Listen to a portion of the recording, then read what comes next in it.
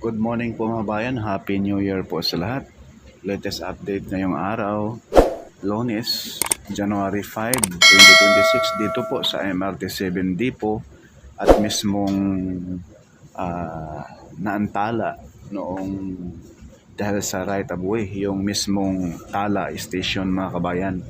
So ating pupuntahan ngayon mula rito sa MRT-7 Depot at mismong portion ng Tala Station sa may San Jose del Monte, Bulacan mga kabayan. Naway samahan niyo po si Porca Studio. Paki-like, share, and subscribe po at follow na rin sa ating FB page. Atin rin pong mayroon din po tayong mga video sa ground shot mga bayan doon portion sa may Tala Station. Masisilayan natin roon kung yung mga poster on kung tapos na po ba. Let's go!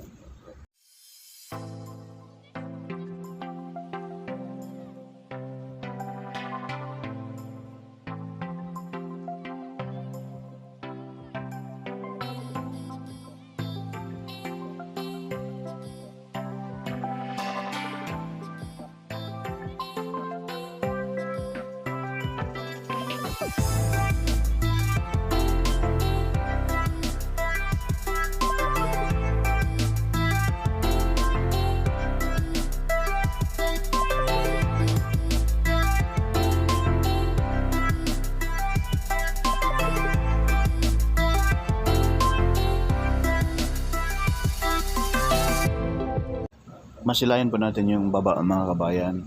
Mahaba na rin po yung nalataga ng release dyan, no? Papasok sa depot at dito sa pinaka main line.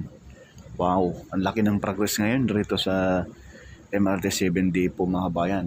Ang masaklap lang, ito ay dapat ngayong taon bubuksan. Pero nausod na naman uli sa taong 2027 pa di umano ang partial operation nito. Naku po.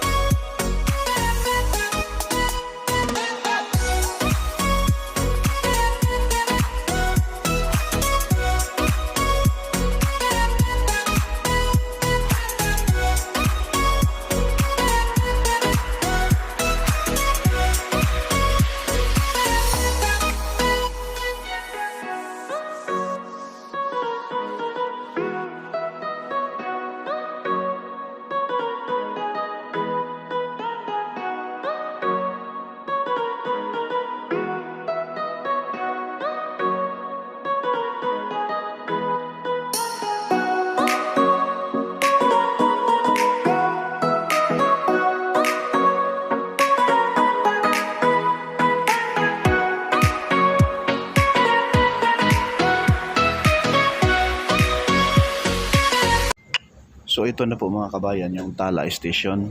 Dito po mag-i-end ang MRT-7 sa probinsya ng San Jose del Monte, Bulacan mga kabayan. Ayan na po, full blast na rin po ang paggawa rito kahit linggo may gawa.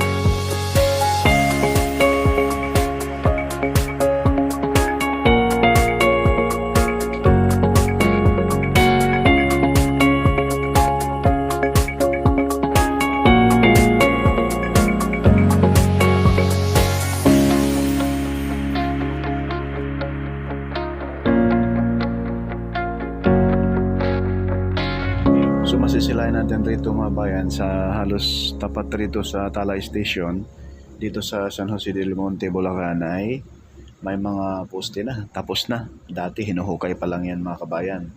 Malapit na rin po lalataga ng girder dyan mga kabayan. At mismong Tala Station may mga buhos na rin yung poste. So mula rito hanggang doon sa MRT-7 Depot, mga ano pa yan mga bayan, no? Mga 4 na kilometro o 5. So, ito yung solusyon dahil dito sa area na ito mga bayan ay talaga namang matraffic. Kung matapos ito, kaso hindi pa ngayong taon bubuksan dahil gagawin pa lang itong Tala Station. 2027 pa di umano. Nausod na dati 2026 sinasabi ng partial operation pero 2027 pa daw ulit. Nausod muli ng 1 taon. So ngayon mga bayan, may ground shot tayo para makita niyo yung baba.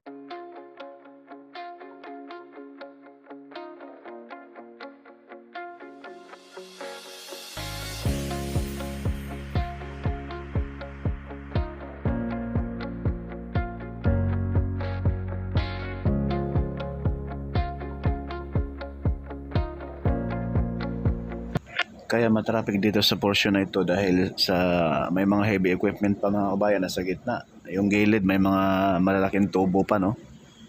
Ayan po, may mga barrier pa. Ayan po, masisilayan natin sa gilid rito mga bayan sa tapat ng Tala Station. Pero sa unahan wala na. Malinis na dun sa unahan. Kaya konting tiis lang mga kabayan ay matatapos din ito. At malaking alawa naman ito pag matapos. Ito ay magkarugtong na po ito. LRT, MRT, LRT1, tsaka MRT. Yun ang kagandahan dyan mga bayan, no? Tsaka LRT2.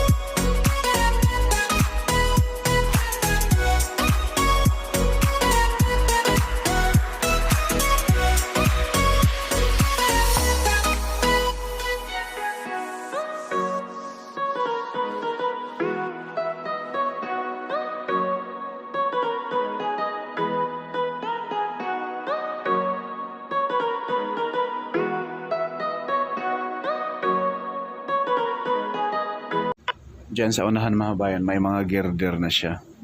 Ayan po. Ayan. May patong ng mga girder, may buhos na rin yung taas. So, yung wala pang girder, mga ano lang, mga 100 meters lang mga kabayan. Mga 10 poste lang, no? Sa halos tapat ng ng Tala Station. Dito sa portion na ito ay ano na siya, wala nang mga heavy equipment na nakahambalang sa gitna.